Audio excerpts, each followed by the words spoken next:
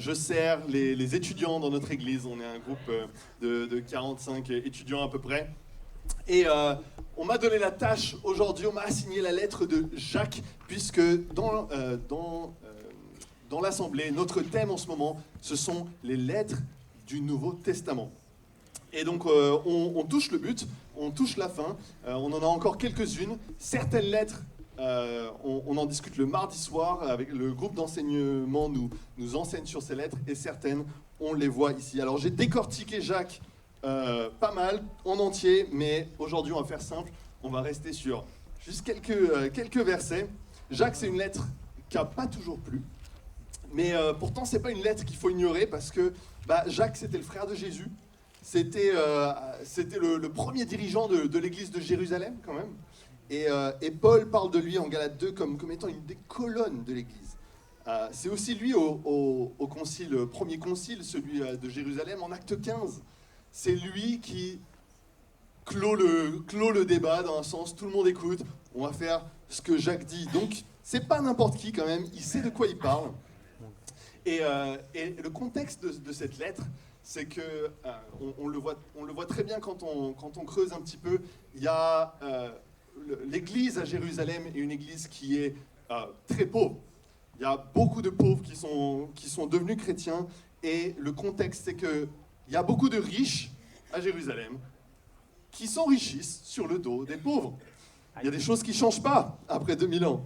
Et Jacques exhorte les disciples. Il leur dit, mais à ne pas désirer cette vie des riches, à ne pas les traiter différemment. En Jacques 5, versets 1 à 3, il parle aux riches là, à ce moment-là. Et il dit, à vous maintenant les riches, pleurez et gémissez à cause des malheurs qui viendront sur vous. Vos richesses sont pourries et vos vêtements sont rongés par les mites. Votre or et votre argent sont rouillés, et leur rouille s'élèvera en témoignage contre vous et dévorera votre chair comme un feu. Donc, pas besoin de désirer la vie des riches. Ça ne va pas leur donner quoi que ce soit quand ils seront devant Jésus. En tant que chrétiens, on a des richesses bien plus grandes. Mais ce matin, on va se concentrer sur le thème de la foi. C'est les deux thèmes qui sont sur mon cœur dans ma vie en ce moment, cette année. C'est la persévérance et la foi. Et quand je lisais Jacques, je voyais ces thèmes revenir tellement. Et donc on va voir quel type de foi Jacques, il espère qu'on a. J'ai 2 points pour vous ce matin. Le premier, c'est il veut qu'on ait une foi éprouvée.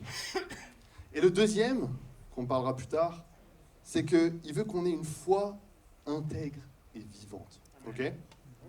Lisons, ouvrez vos Bibles. Je vous laisse le temps d'ouvrir vos Bibles, tournez les pages. On va aller en Jacques 1. J'entends les feuilles se tourner.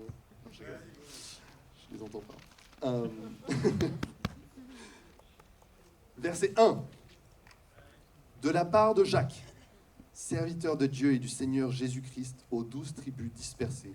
Salut, mes frères et sœurs, considérez comme un sujet de joie complète les diverses épreuves auxquelles vous pouvez être exposés, sachant que la mise à l'épreuve de votre foi produit la persévérance. Mais il faut que la persévérance accomplisse parfaitement sa tâche, afin que vous soyez parfaitement qualifiés, sans défaut, et qu'il ne vous manque rien. Ça, c'est comme ça que Jacques commence sa lettre.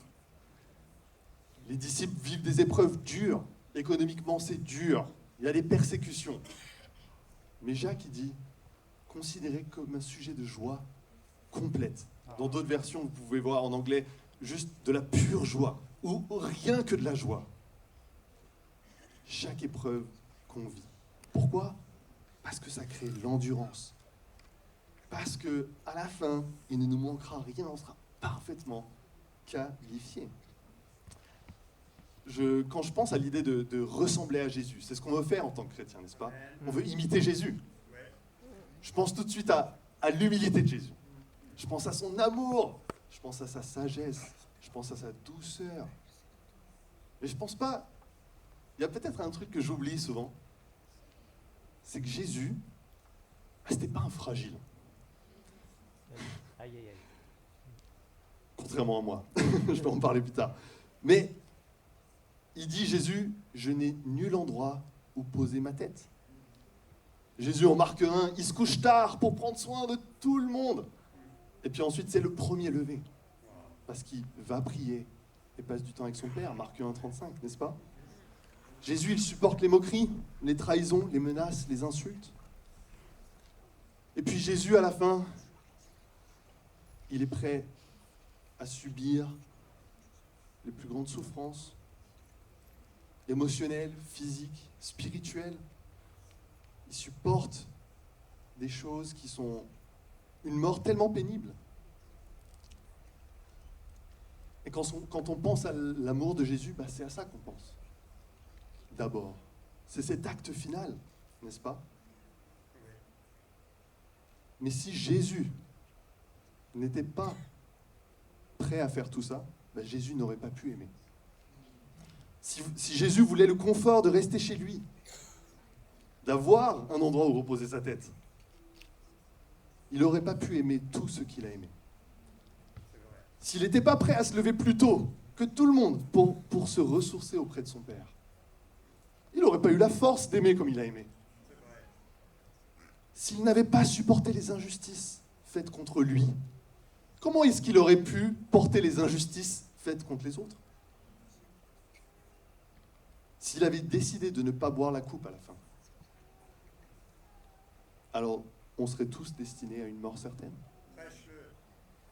Louis a parlé il y a 2 semaines de l'essentiel du christianisme. C'est quoi l'essentiel? On se souvient? Non? L'amour. L'amour, n'est-ce pas? Jean parle tellement de l'amour, et c'est ça l'essentiel. Eh bien, Jacques ici, tout comme le font Pierre, vous pouvez voir un parallèle avec les lettres de Pierre, et Paul aussi à un autre endroit, rappelle aux disciples que les épreuves et les souffrances, c'est une partie nécessaire de notre formation en Christ. Si on veut aimer comme Christ a aimé, pourquoi on pense que ça va pas prendre, ça a demandé de la souffrance à Jésus, des épreuves à Jésus? Pourquoi nous, l'amour, ça serait gratuit? Si on aime comme le monde, c'est tranquille. Mais si on veut aimer comme Christ, ça va demander de porter notre croix. Et moi, ça me défie. Ça me défie parce que je dis Jésus, c'est pas un fragile. Moi, je suis un fragile.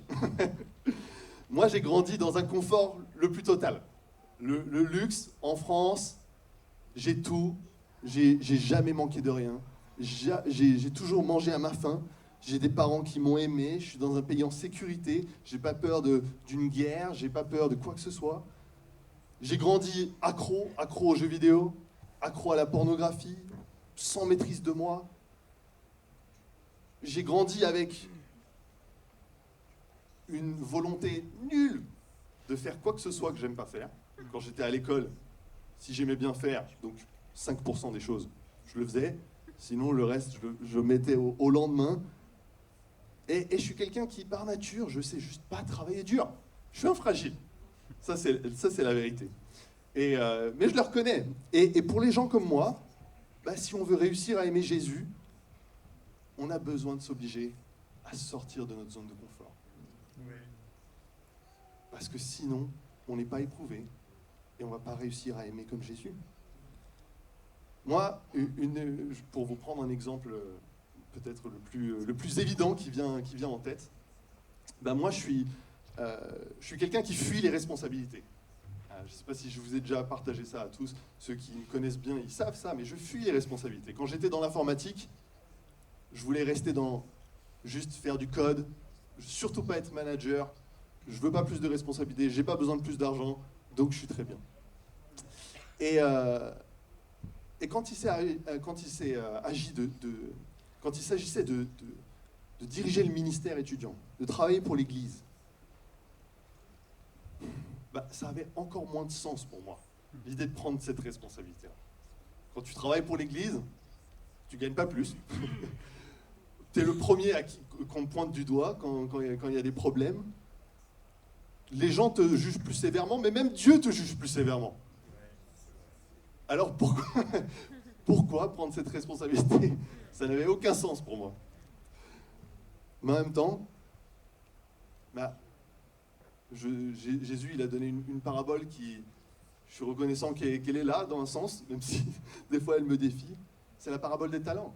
Moi, je suis typiquement le gars qui va enfouir son talent dans le sol. Mais Jésus dit, à qui on a beaucoup donné, on exigera aussi beaucoup. Et j'ai été pardonné tellement. J'ai tellement reçu. J'ai été racheté à un grand prix. Je ne m'appartiens plus. N'est-ce pas? Jésus, il est allé sur une croix pour moi. Donc, j'avais pas vraiment le choix. Ça, c'est la vérité. Et je suis tellement heureux de faire ce que je fais parce que ça me sort de ma zone de confort, clairement. Et c'est là que je grandis. J'ai besoin de m'appuyer sur personne d'autre que Dieu. Accueillir Ahmed, c'était une autre décision qui nous a appris à aimer, à Margot et moi. Margot et moi, on sait que si on veut grandir en amour et à l'image de Jésus, on a besoin d'être offrant, prêt à prendre les besoins spirituels et physiques de ceux qui sont dans le besoin, tout simplement. Parce que Jésus a pris nos besoins.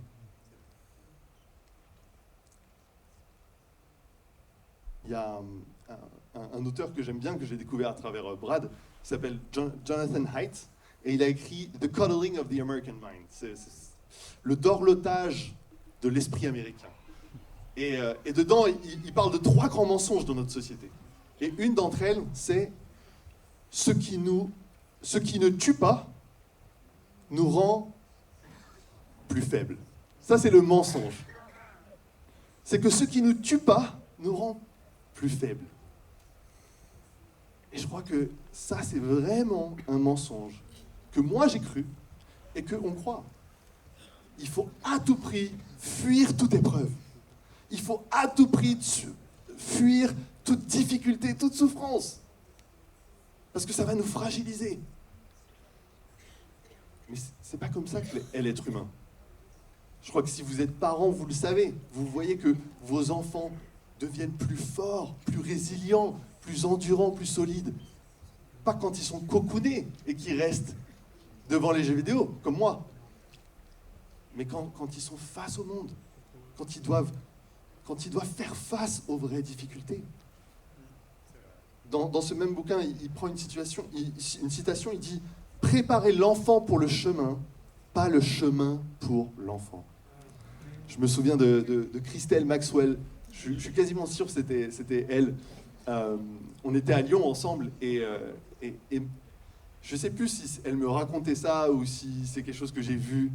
C'est pas grave, et tu me corrigeras, Christelle, si je me trompe. Mais quand Maxine venait vers Christelle et disait « Maman, c'est trop dur, je peux pas faire ça ». Christelle, elle disait pas « Mais si, c'est facile ». Et puis elle disait pas non plus « Ah ouais, je suis désolé, aïe aïe aïe ». Mais Christelle, elle disait « C'est vrai que c'est dur, Maxime, mais tu peux y arriver ».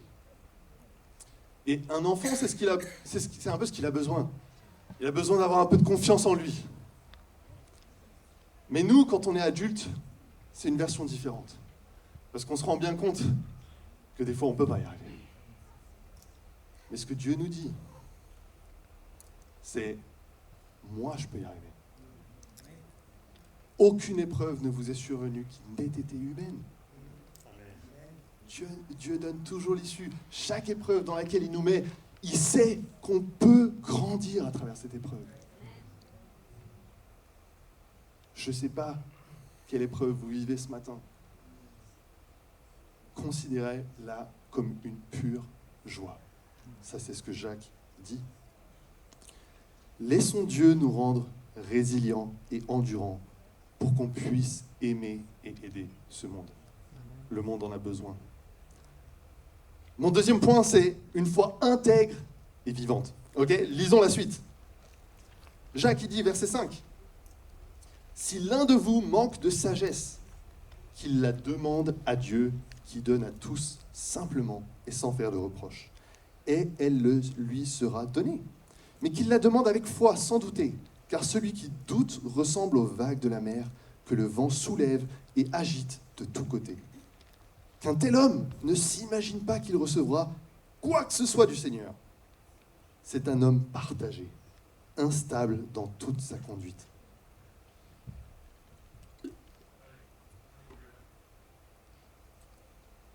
Un homme partagé, instable dans toute sa conduite.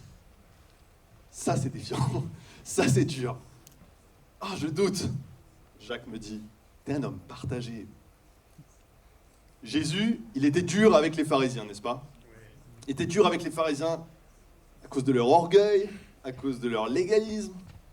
Avec qui Jésus était dur aussi? Avec ses disciples qui manquent de foi, n'est-ce pas? Génération incrédule et perverse. Jusqu'à quand serai-je avec vous?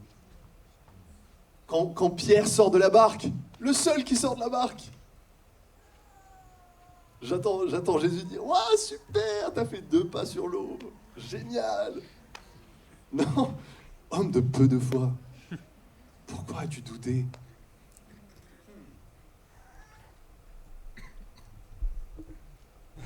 Jésus reprend sévèrement les disciples sur leur manque de foi. C'est pas une option pour lui. C'est grave. Il voit le manque de foi, surtout de la part de ses disciples qui ont vu Jésus, tout ce qu'il a fait, comme un péché. Jésus n'excuse pas le manque de foi, il le corrige.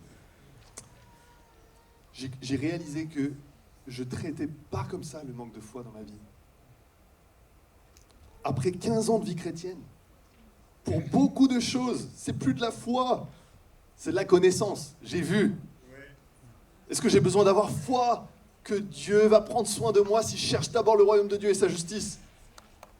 Au début de ma vie chrétienne, oui. Plus maintenant. Je sais qu'il prend soin de moi. N'est-ce pas? Quand vous êtes chrétien depuis 10, 20 ans, c'est plus de la foi pour ce genre de promesses de base. C'est juste tout simplement la vérité. Lisons un dernier passage en Jacques 2. Et vous connaissez bien ce passage, tout le monde connaît bien ce passage. Jacques 2, verset 14. Mes frères et sœurs, que sert-il à quelqu'un de dire qu'il a la foi s'il n'a pas les œuvres? Cette foi peut-elle le sauver? Si un frère ou une sœur sont nus et manquent de la nourriture de chaque jour, et que l'un de vous leur dise « Partez en paix, mettez-vous au chaud et rassasiez-vous », sans pourvoir à leurs besoins physiques, à quoi cela sert-il? Il en va de même pour la foi. Si elle ne produit pas d'œuvre, elle est morte en elle-même. Mais quelqu'un dira « Toi, tu as la foi, et moi j'ai les œuvres. Montre-moi ta foi sans les œuvres, et moi c'est par mes œuvres que je te montrerai ma foi. Tu crois qu'il y a un seul Dieu, tu fais bien. Les démons aussi le croient. Et eux, ils tremblent. » C'est moi qui ai rajouté le « eux ». Mais eux tremblent, et ils tremblent.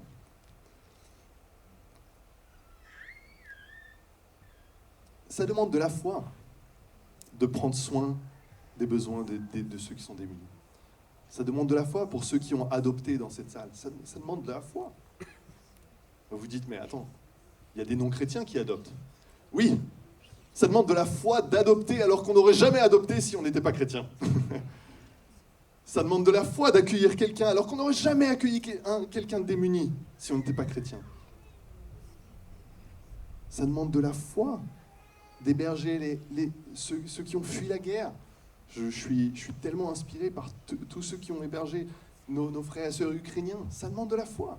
Ça demande la foi que Dieu va prendre soin de nos besoins pendant que nous, on va prendre le soin des besoins des autres. On voit un chrétien, pas dans le fait qu'il porte un t-shirt « Jesus loves you », mais dans le fait qu'il t'aime, que lui, il love you. On voit un chrétien, pas dans le fait qu'il porte une croix, mais dans le fait qu'il porte sa croix chaque jour. Amen. C'est pas du show.